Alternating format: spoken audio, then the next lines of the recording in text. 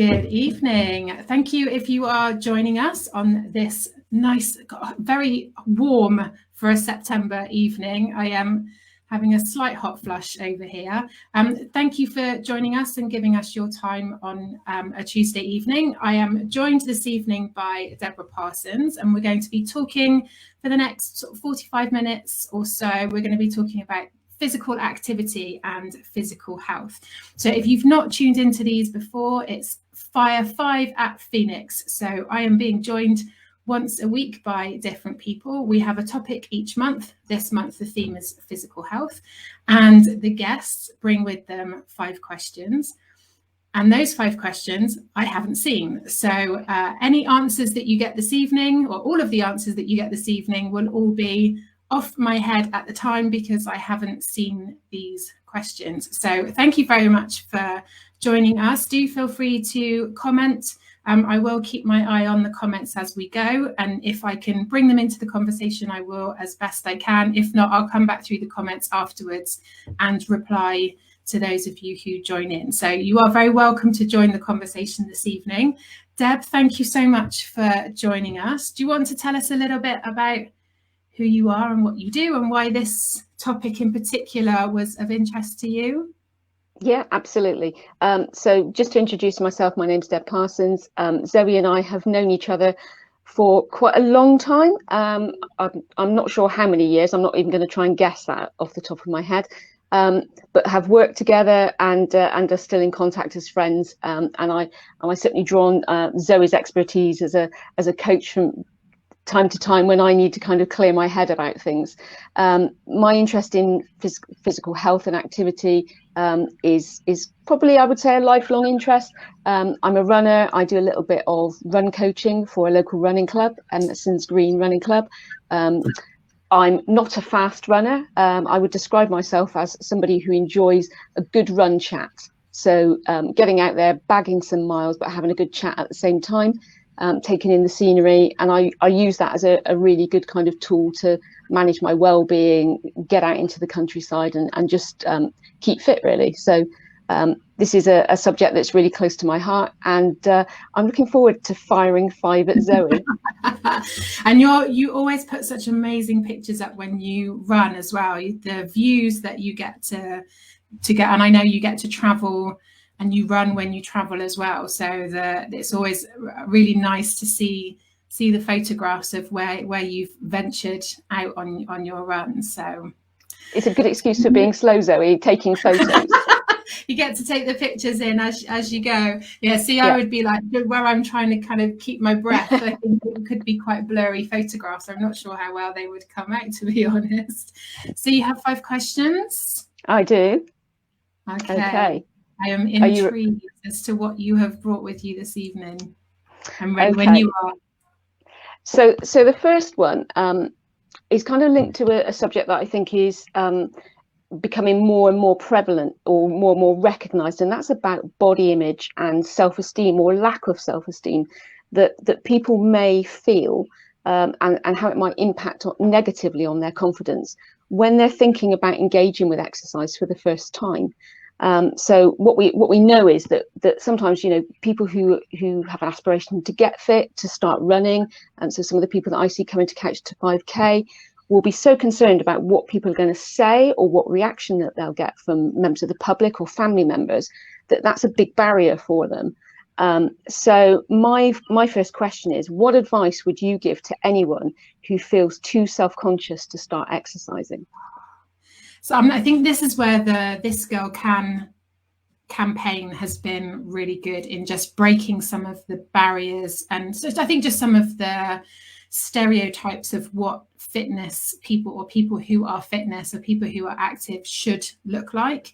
And there's been some interesting dialogue on one of the sportswear companies this week who put some pictures of a model who wasn't your typical fitness model, and there's been lots of conversation around that. So I think there is a shift, and I think with lockdown as well, I think a lot of people, I'm certainly hearing of lots of people who've seen the working out from home and running as an opportunity to do something that they might not have done before. So I think what I would say is that certainly most of the things that we think people are thinking, people aren't thinking. Most people are normally more worried about themselves and worried about what they're doing rather than paying attention to anybody else. But I think also anybody who is out there being active has probably been through that as well, so would understand what that feels like. And I think, you know, like you, I you know, we have done some running. It wouldn't be my first choice, but again, it's still better than doing nothing. And I choose to go out later, one because I don't like exercising in the morning, but I prefer to go out when it's darker, because I too get self-conscious around, you know, running around in front of people. It doesn't help that you can normally hear me coming about a mile away because I'm so heavy-footed.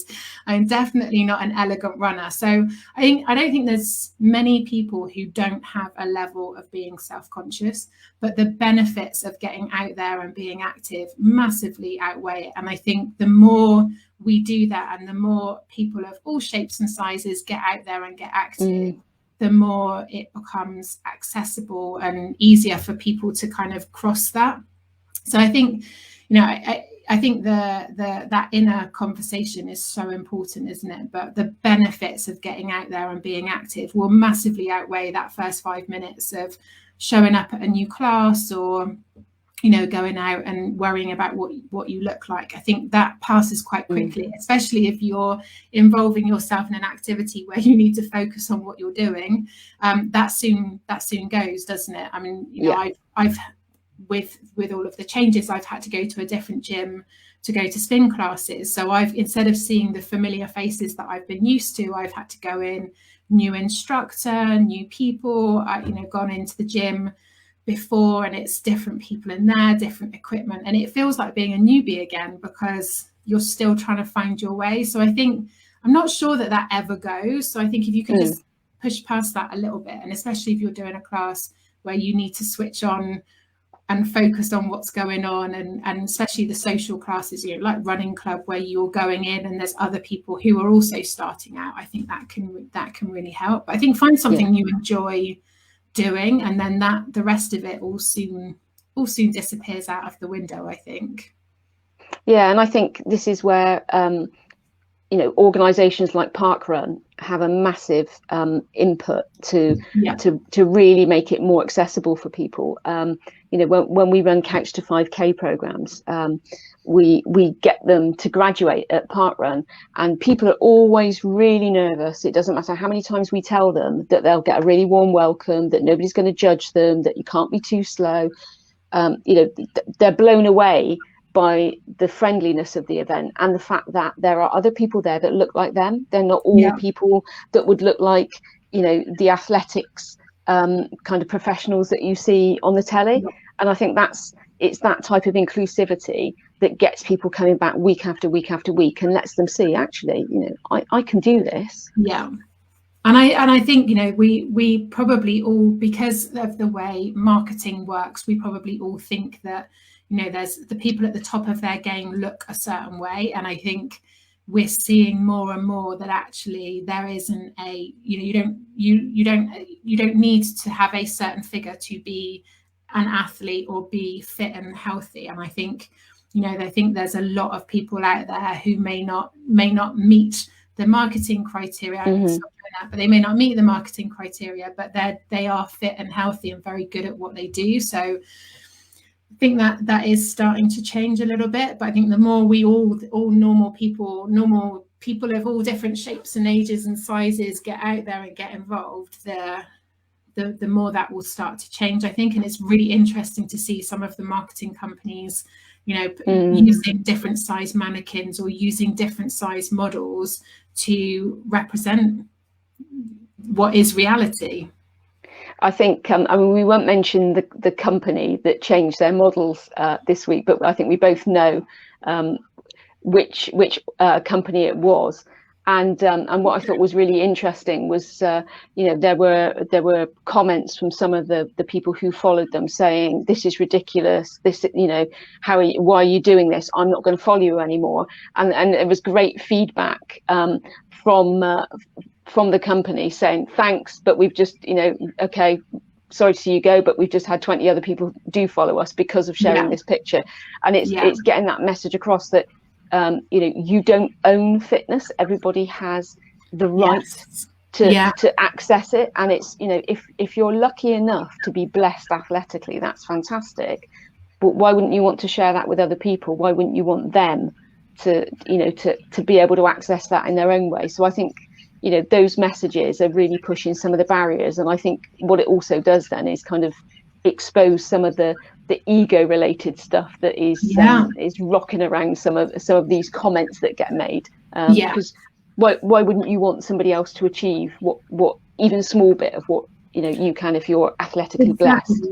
I think also I think what I liked about that I don't know, I think they were probably expected that there would be a response like that, but I think some of the comments and certainly having had back when I did Strongwoman and having page and posting fitness videos, there's a lot of people out there who feel that they have a right to have an opinion on you as an athlete, or you and what you do and what you're wearing and what you look like, and actually having those people, having the people and companies having the confidence to challenge that and say, actually, okay, you might be entitled to your opinion, but you're not necessarily entitled to post personal comments directed at our models or at our athletes.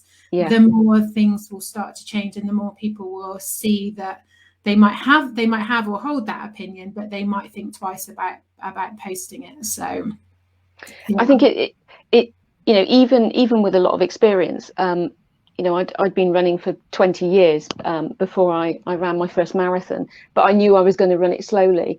And the night before the race, I overheard somebody else in the same hotel talking about people that were going to do the sort of time that I knew I would do, and they were being really disparaging about them, and it really bothered me, and I was sat there thinking, oh my God, this is what people are going to think of me. And it, for a few hours, it really played on my mind. And then of course you do the race, you finish, you've got the medal, and at that point you're so tired that and elated that you really stop worrying about some of those things. And the same person later on that evening was making comments about being a tail walker at parkrun and saying, well, I don't agree with doing that. It's a waste of time. It's a waste of a run. And it made me reflect on, actually, why did I bother? Why was I even affected by their opinion? Because their values were so far apart from my own that why would I even listen or give credence to what they were saying?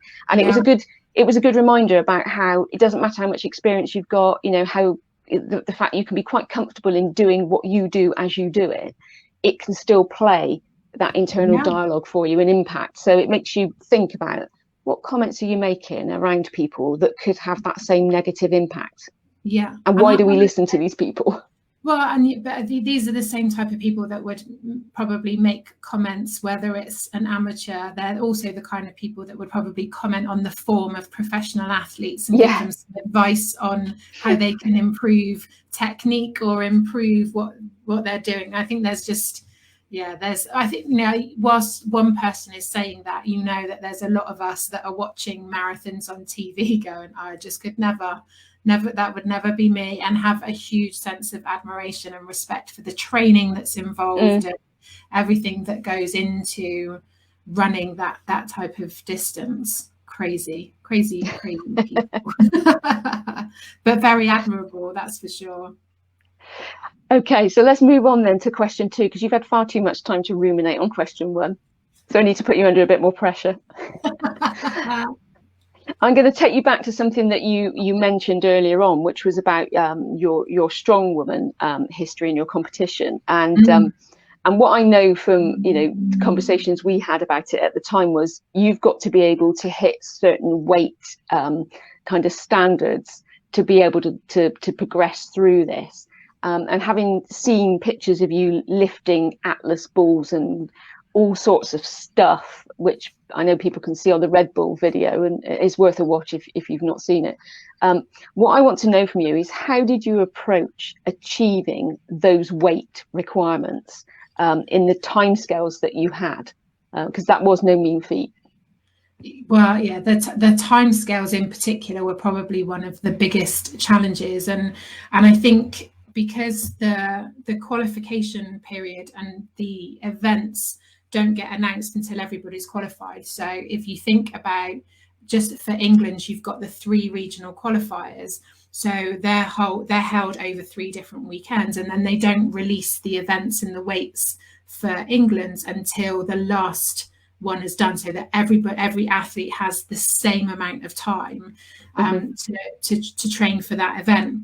So pretty much all of the time you need to work across all of the different disciplines, so that you're not starting at ground level when they tell you what the events are. But certainly, I think between the qualifiers in England, I think I had a little bit longer for that one. I think it was 10 weeks, but England's to Brits was 8 weeks. So wow. That's not a lot of time. And I know that for a lot of the events, I was looking at them and thinking, I haven't lifted that weight yet. So I've got 8 weeks, 10 weeks to build on where I was to try and get to. And I know certainly for quite a few of the events, to hit that weight would have been a PB at the competition. So wow. They ramp it up quite quickly. So qualifiers, they're heavy, but they're designed that people are encouraged to go and give it a go. It's not they don't design the events with the view of trying to put people off. It's more of encouraging people to come and push themselves and give it a go. Mm. So as each competition goes through, they ramp it up quite quickly just to kind of knock people out at each stage.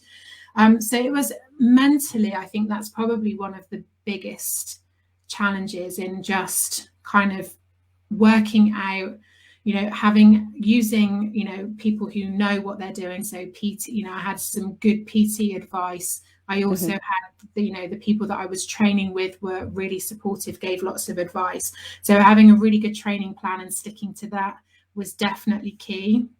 But it's just, I think the biggest challenge was failing week after week and then still pushing yourself to go back in and try it again. And I think that's probably one of the stranger things with strength training, is that you push yourself to failure and that's when you're getting close. So it's a very backward kind of sense of that mental strength to kind of just keep pushing yourself, repeatedly failing and then going back into it. So I think even in the Red Bull video, one of the first for the car deadlift, and I started out on the tire and we had the tire, was training with the tire, that was all going well, went out to do the first one with the car and couldn't get it off the floor. So to then get to that, get to a competition where you're then lifting it multiple times is wow. It's just that constant battle of knowing, but also it's that mentality of telling yourself you can lift it as well as physically being able to lift it. And I think it's such a head game sport that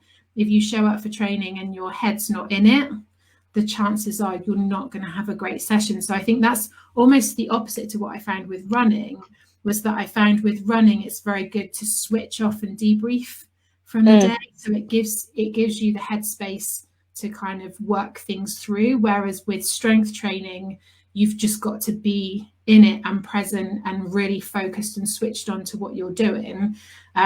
So it's, when I talk to different people about choosing different activities, I almost have 2 activities to choose from. One where you need to go and think things through, have that type of activity, and one where you need to switch your headspace and think about something else for a while.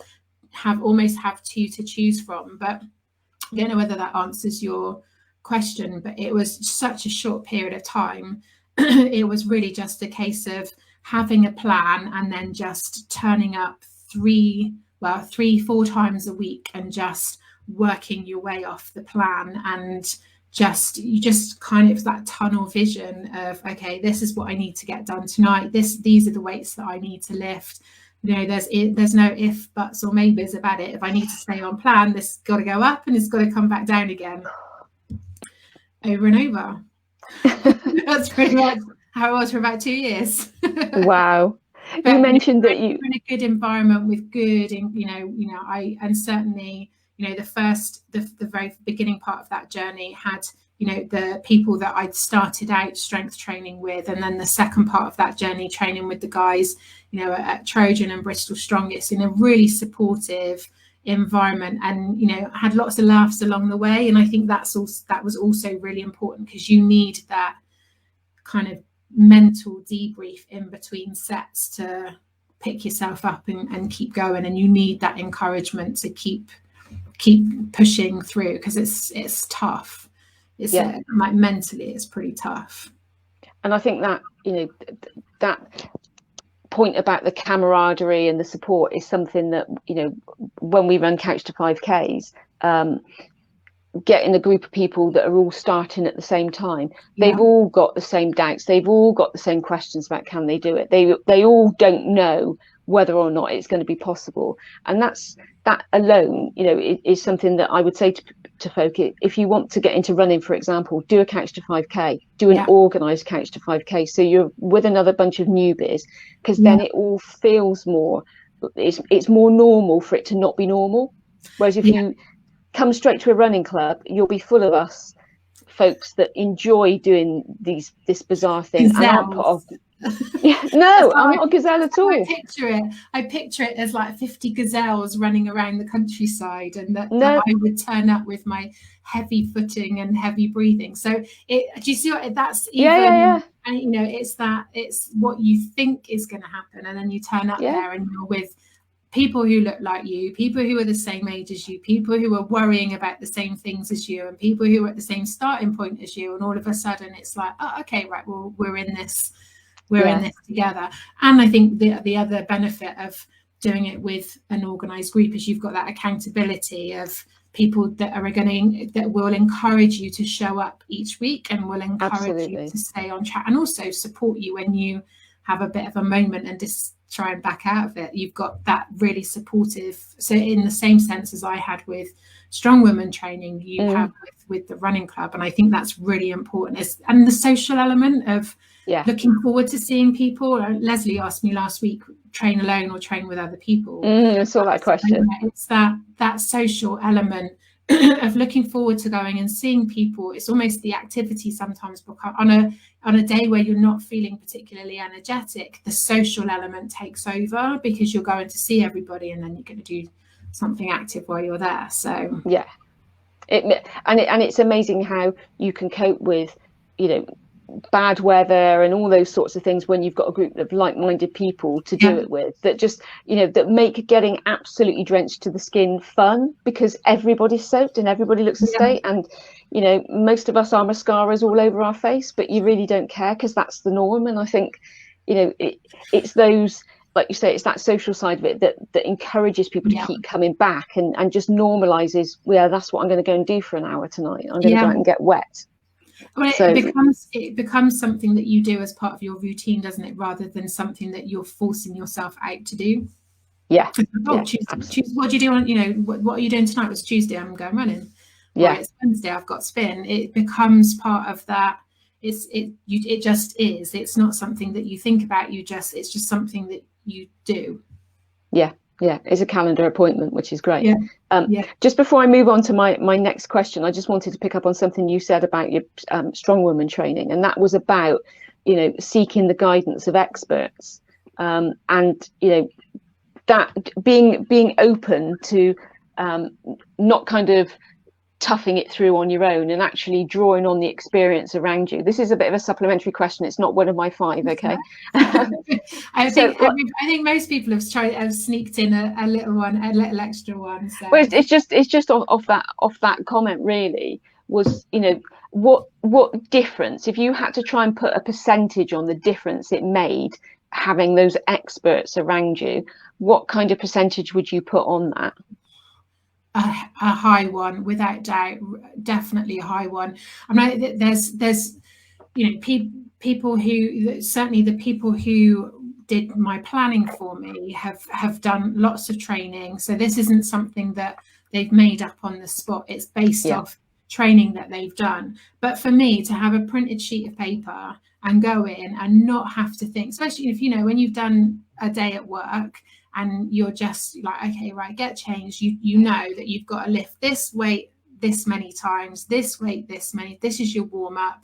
This is your working set. cool down. It makes a huge difference in not having to think about it, and also not being dictated, or not having your training session dictated by how you feel.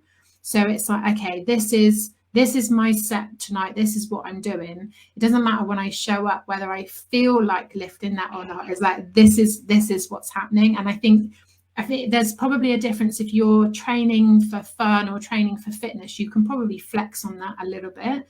But if you're training for an event or training for a competition, that really isn't negotiable. It's like, if you want to hit this weight or this distance by this date, then you need to have a plan. It's the same with any goals, isn't it? And then have your milestones, and then you need to know that you're on track for where you want to get to. And I think from my point of view, certainly trusting the people to know that they know the process, and that if you start out on week 1, and I remember when I first started having personal training, and I would show up and I would like do the first set, and I'd say to Tom, I think this is all right this way, and he's like, it's week 1, Zoe, you've got to get to week 8, and by week 4 I'd be like, okay, I don't think I can lift this weight anymore. He's like, trust the process, we've got it.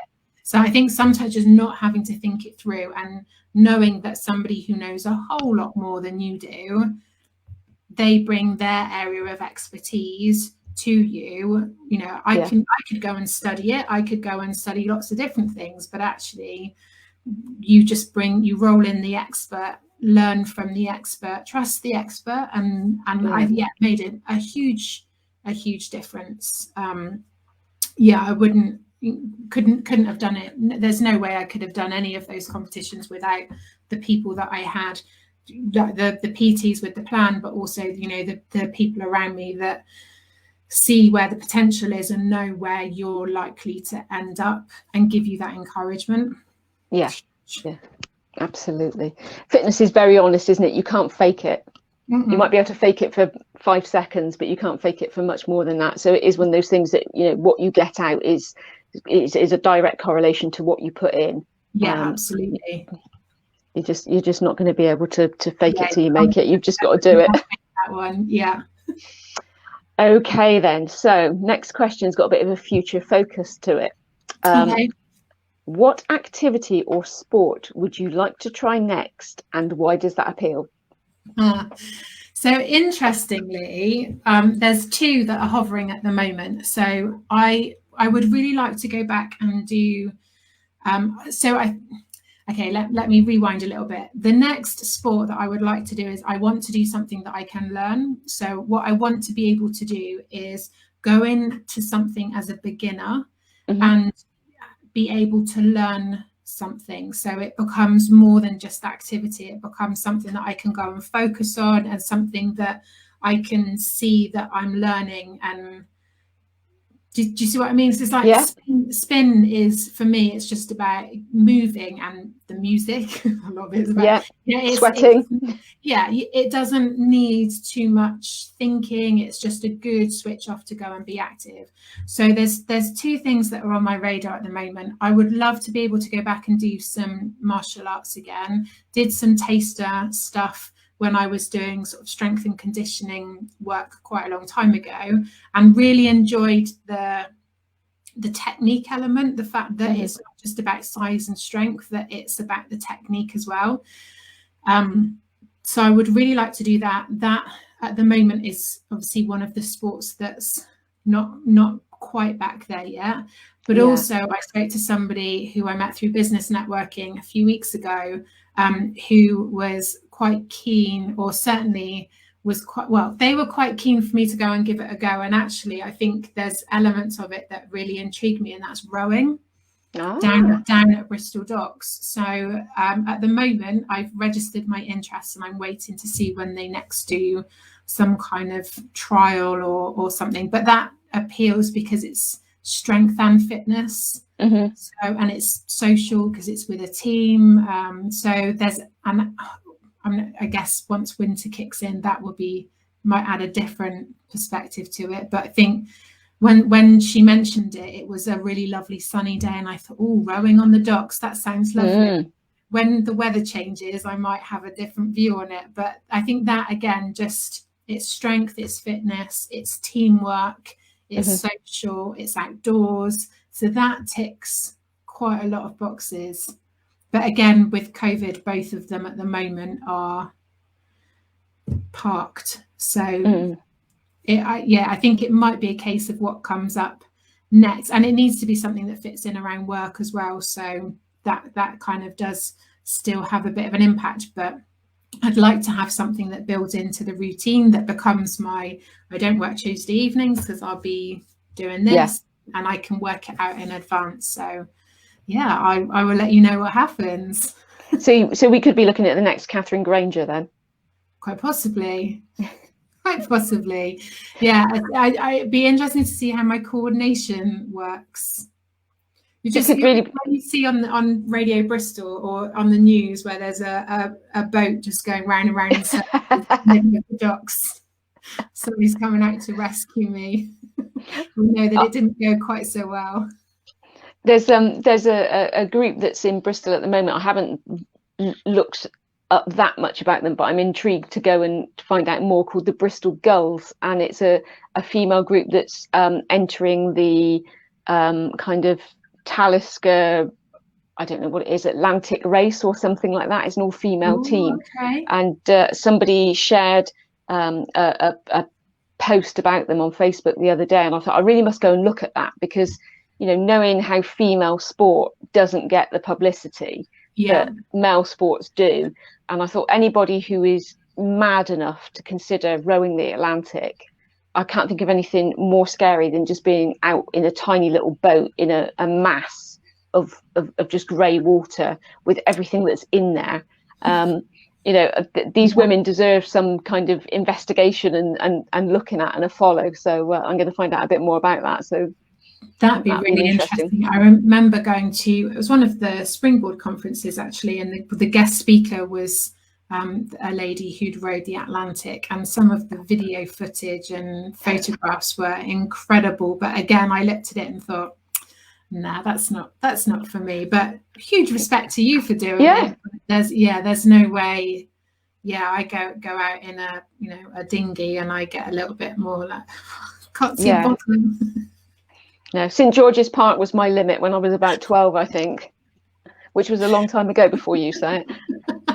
That Portishead Lake. Yeah, about the limit. Okay, so the next question then. So this one is time limited, because I thought I'd mix them up a little bit. Okay, so you have 60 seconds to answer this question. So in 60 seconds, Zoe, sell me the benefits of being physically active, starting now. So you know I'm a chatterbox. Okay, benefits of being physically active. Heart health, all of your physical health. You can't underestimate how it impacts, even just going for a walk physically. It gets your circulation, it's your heart, your muscles. For age, when you're older, there's all of the benefits, but I think people massively underestimate the mental health and well-being benefits of whatever you choose to do. You don't have to do something because somebody else is doing it or somebody else is enjoying it. There's so much to choose from. That the mental health benefits of moving and getting out there. I mean, statistics around living longer, living healthier, around the physical health. But the mental health, emotional health, the impact is straight away. The minute you start and the minute you finish, you can feel that impact straight away. So find something that you enjoy, find something that gets all of those good endorphins going, find doing something with people that you enjoy spending time with.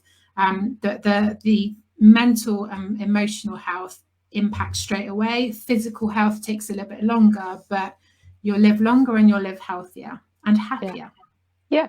Well, you overran there by 20 seconds, but I did. I'm good. As you know, I would. I'm going to let you have that one, because it's all true, isn't it? It is that, you can't really kind of cover everything that you get from this in 60 seconds. And you know, if you've incorporated it into your kind of daily life as just what you do, like you say, whether it's walking, running, you know, yoga, you know, I don't know, swimming, whatever it is, then sometimes you don't realize the benefits of it until you're not able to do it. And then it's like, oh, why am I grumpy? Why am I, you know, why am I a bit achy or whatever? And it's because your body's not getting what it needs to feel good. So yeah, absolutely. Well, I think even just the impact of lockdown and the restrictions, you know, and suddenly everybody was going out for their Boris walk, weren't they? Of like their one walk a day, because it was just something. And, you know, especially whether you were active before or not, the fact that people were in at home, that there was all of this other change going on, it was the one thing they could take control of, or one of the few things that you could take control of, and that was going for your daily walk and going out and getting some fresh air and moving and things like that. And I think there were a lot of people who wouldn't have done that before. In fact, I think most people don't go for a daily walk, but so many of us did it. But you almost had that distance social, didn't you, as you passed people? And but I think that it was definitely one of the obvious things that everybody kind of came together on. I was like, right, okay, we can't go to the gym, we're not moving, we're sitting at home all day, we can't get out of the house, so we'll go for a walk. It was one thing that people could take control of. And I think, you know, it was introduced then, was that so many people took up running. Couch to 5K became very popular. So I think just even if you've got low fitness levels now, even just going out for a 20-minute walk has a huge amount of benefits. You know, so you don't have to be running and sprinting and throwing tires around or doing anything that feels extreme. Just going out and getting some fresh air, you know, going for a walk with somebody, you know, just taking advantage of being able to do that can make a huge difference. It was really interesting that Chris Boardman last night on the Tour de France coverage was talking about the number of rusty old bikes that were dug out of garden sheds, you know, and put back on the road during lockdown for the same sort of reason. And I know from a friend who works for an organisation, I'm not going to name them, but who sell bikes, they cannot restock fast enough. So there's been a massive boom in cycling as well. But there was a woman shared a comment today on social media, and she said since lockdown she's been walking, I think it was 5K a day, something like that. Wow, okay. And she said, I've lost 2 stone. Wow. So not running, not gym membership, this is walking, you know, from her front door every day, going out and doing 5K. And if you think about that, you know, you don't even have to do it in one go. You could, you know, you could do a little bit in the morning before work, some at lunchtime, so that you get out and get some fresh air, and then, you know, go out on the evening as well. So, you know, break it down into bite-sized chunks, but just that benefit of moving regularly. There were a few times over lockdown where I did that split it out over, you know, 20-minute walk over 3 different times, put audio book in or music in, and just kind of went for a bit of a stroll. So yeah, that's 2 stone. That's incredible. Yeah, absolutely. It's goes to show, doesn't it? Yeah. She said her husband's just noticed. I thought that was fantastic. Yeah. What's she been doing all this time? Okay. So we're on to my 5th question. And that's what are your top 3 tips for maintaining physical health during autumn and winter 2020? Yeah, I think autumn winter is going to be a tough one for people this year, isn't it? Yeah. Probably more so than before. I guess the advantage is people have got used to home workouts, or potentially got used to home workouts, and there's a lot more online now that you can do home workouts. So I think that'd probably be the first one, is have a backup plan or look to see what's out there. You know, there's a lot of you know, you can do yoga, Pilates, or you can pretty much do any kind of exercise from the comfort and privacy of your own home. So if you're worried about some of the things that you asked about in your first question, then that's definitely an option. But I think when the weather does turn, you know, going out when it's dark, things like that, that is an option. So I think that's the first thing. Look to see what your plan B options are, because if you found plan A, you want to keep them going, but certainly from a plan B point of view, the inside home workouts is definitely worth looking at. Create the routine, so put it in your diary, get into a routine, or bring it into, you know, having certain evenings where you work out. Put it into your diary, so it's there as a commitment, that it's blocked out, that people have to work around it, that you make it a priority, but make it a priority for when it works for you within your existing routine. So if you're by 6 o'clock, if you're pretty much done for the day, then put it in for the morning, or if you're more your energy is in the evening, put it in for the evening. But I think put it into the calendar. So that's 2. And I think find somebody or find people that will help stay accountable. So certainly I think most people that I've spoken to or that I work with who are trying to bring this in as a habit or maintain as a habit, having other people to check in with can make a real difference. So you know, when, you know, if you were thinking of kind of cancelling and you've got people that are expecting you to show up or looking forward to seeing you, or it's more of that social element, I think that can really help when you do it as a group and you're working together, because you can also encourage each other and see each other's progress as well. So I think it's, so yeah, firstly, look to see what's online as a backup plan when the weather takes over.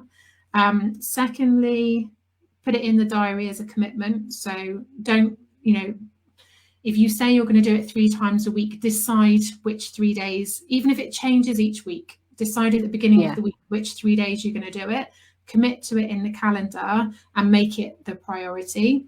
And so then you could use the backup plan then. So if it does chuck it down with rain, and you've got a plan B, and then do it with people. So even if it's an online workout at home, you know, dial in and do it as a group on Zoom, or, you know, check in with each other. So my sister's rugby club have had a challenge going in the middle of the season. So they've had little sub teams, and they've all been head to head. So whether it's number of steps, or they get certain amount of points for the amount of activity they do.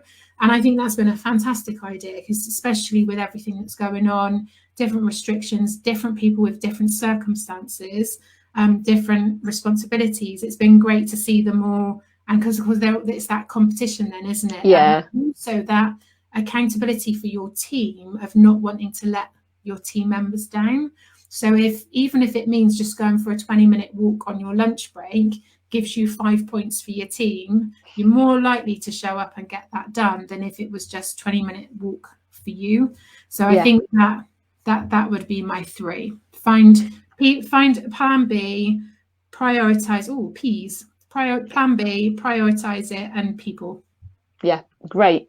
And I think that, you know, on that last point, you know, when you're saying about the healthy competition, if you use apps like Strava, which is free, you just download it and have it on your phone. You don't need to be buying a sports watch. You can just log your steps with your phone. Strava will record where you've been walking or running, and you can join free challenges. So you can join the steps challenge, you can join the walk so many miles challenge, or run so many miles challenge, or cycle it, or whatever. And it's a really good way, like you say, of having the motivation. And, you know, you can put safeguards around your privacy about how much information you share about where you're walking and stuff like that, so you can keep yourself safe, because you can put like a radius around where you live that is blanked out, so people can't see that. But what you do get is, you know, the opportunity to do those little badges and stuff. And I know it's, you know, for some folk it's like, well, I'm not into that, I can just self-motivate and go and do the 20 minutes walk at lunchtime. But like you say, if there's that little bit of healthy competition or a little bit of fun with it, sometimes that's all people need to just, you know, we'll get a bit competitive, go out and do some more. I think it's you know, that it's the human need of contribution, isn't it? Contribution and significance of not being the one to let the team down, and not being the one to fall behind. And I think sometimes that's really the only nudge that's needed.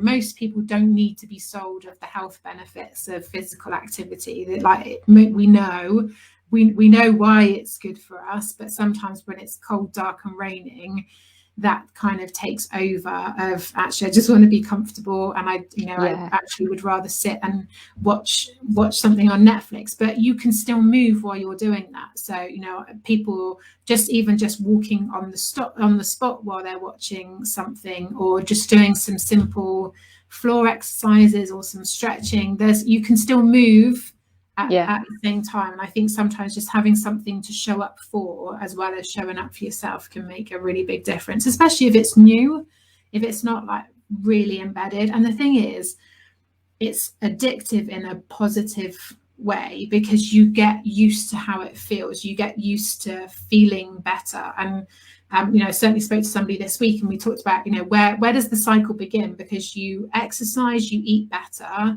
and you sleep better. And when you eat better and sleep better, you've got more energy to exercise. But we weren't quite sure what comes first. But it's not until then that you miss that you realize how much of the impact is. So I think and especially in the winter months, we've got less sunshine, less vitamin D. We don't tend to eat as well in the winter because we want the comfort food. So I think sometimes taking control of the things that we can control, and activity is one of them, can make such a big difference. And I think mental health for a lot of people dips over winter because of vitamin D and because of getting fresh air and moving. So it is almost more important in those winter months to keep that going and keep that momentum going. I really agree. On that last point about the winter, we've raised at work already from a wellbeing point of view with people working from home. We went into lockdown a week before the clocks changed. So we've had long sunny days, or mainly sunny days, all the way through this kind of period of time. As we go into the winter, we need to be encouraging people that are working from home, take that lunch break and go out and get some daylight. And perhaps start work earlier and work slightly later, so that you're working when it's dark. But actually, to be outside when it's daylight will be a massive boost for your well-being, for your, like you say, your vitamin D levels, your mental health.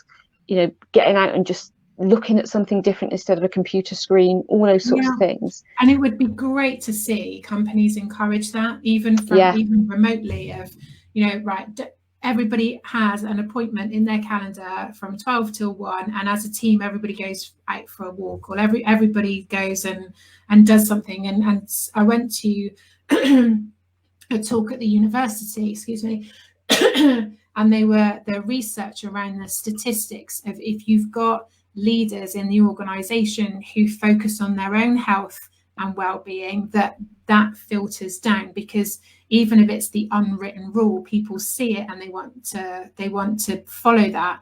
So it's a bit like children with parents. They go by what they see, not necessarily by what you tell them. So I think there's a really important message for organizations there, of not just telling people, but what are you doing to actively encourage people to do that?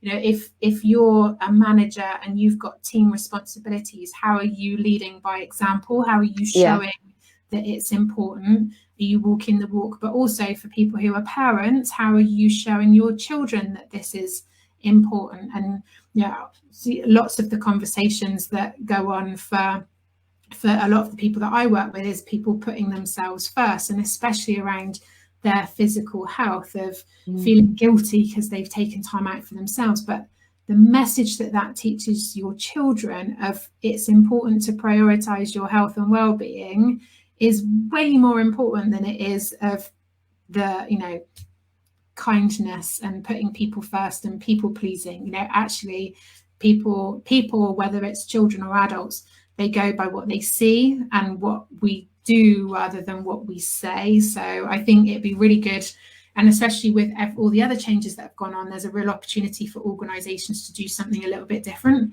and to encourage people to do something. So how many will take seize that opportunity, will be quite interesting. But I think there's definitely And you could have inter-department challenges, couldn't you, of head-to-head of numbers of steps done. And yeah, absolutely. There's an organisation called Westport that encourages that type of competition, workplace competitions to do those sorts of things. And it is just, things like steps, those type of really accessible activities. It's a bit of healthy competition, but it also gets people to focus on the fact that if you're working from home, your step count will have dropped. You're just not even walking as far to get to the toilets, or you're not photocopying stuff, so you're not walking up and down the landing. You're not going up flights of stairs in the same way as you might do if you're in a building, and it all has a cumulative effect because we're meant to move, which is why some of the guidelines about physical activity and the real basic stuff of when you're working from home, are you getting up and moving for 10 minutes every hour? So, just something like that actually will make a little difference, your fidget activity. Well, and that all, I think that's where a lot of people have noticed the difference in lockdown, is just moving that little bit less. And even if people's eating habits haven't changed, even if they've still gone for a run, that just in between, got a name, hasn't it, of TDEE or something. It's that just general movement that we tend, and especially in the winter, we tend to get more lethargic with that as well. So we're even more we need to be more conscious of it. So we need to probably set an alarm to go for a little walk or a little pop up to say, have you got up and moved? I mean, I'm in a flat, so my steps are terrible when I'm at home, and I'm at home the majority of the time. So I'm like literally 3 steps to the bathroom, 10 steps to the kitchen. So it's not if I'm in on an office day, it's not high at all. So those are the days where I try and make sure that I'm out and about a little bit more. So it's just balance, isn't it? Being more aware of it as well. But we know winter's coming. We know the clocks are going to change in 6 weeks. So it's just planning ahead, isn't it? And I was listening to a podcast the other day, Professor Greg White, the guy who does he supports all the celebrities who do the mad sports challenges for comic relief. He's the one who got Davina to do that mad triathlon, and David Walliams to swim across the channel. He was being interviewed, and he said they've done some research that since lockdown, only something like 25% of women are doing the recommended 150 minutes of exercise a week. And that's dropped from the previous figure because of things like homeschooling, working from home, all those sorts of things. And they were kind of just reinforcing the need to make sure that people do use opportunities to be active. And it'd be interesting to see once the research. I mean, I think that the health and well-being side of this is just, I don't think we've seen the peak of it yet, and it'll be interesting to see how much the physical activity influences the numbers that we're seeing, the statistics that we're seeing around the decline of mental health. I think it would be interesting to see where the stats kind of cross over on that. But I think we haven't had winter yet. I think the health and well-being impact of COVID it was still to come. Unfortunately, and I hate to be the doom and gloom, but I really think that we haven't worked that through yet. So the more people can get on top of it and start to plan for it, I'm more than happy. If people are watching back and got questions or concerns, more than happy to help people. We'll put the link of your running club and things into the comments as well, if that's okay, so people can absolutely reach you if they've got any questions or want to find out more. Where did you say it's based? Emerson's Green. So at the moment, because of COVID, we're only able to take members out for a run, but there's nothing stopping people joining. So if they're interested, please get in touch.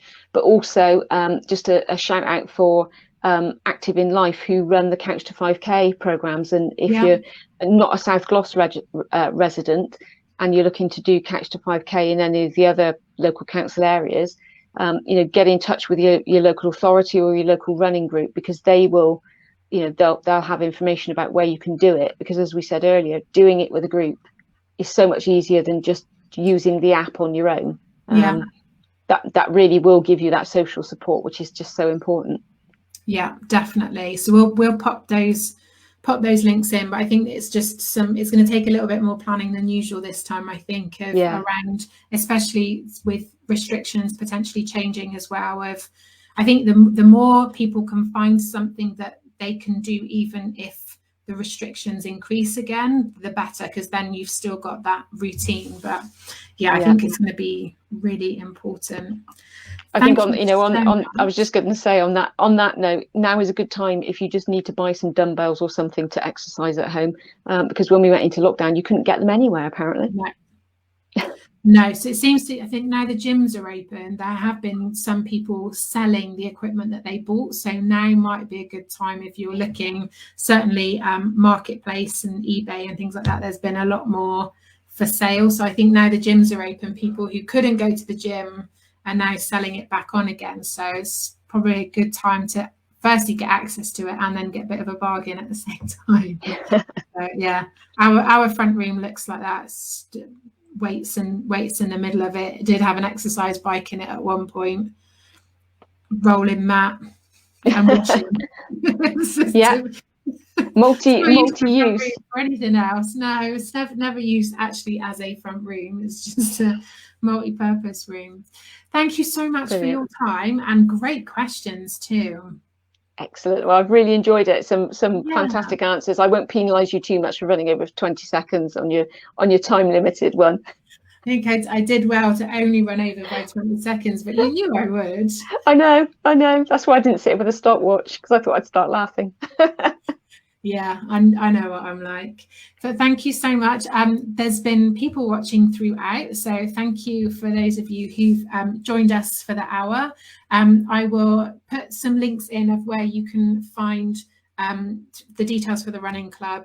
But if anybody wants to contact me with any questions to get any help, there's actually a free download this month, so I can always send that over. That's based on physical activity, so I can always send that over to people as well. So if I can help, ask. And if you want to contact more about the running club, we'll put those details in. Thank you so much. I will be back again next Tuesday with Emma.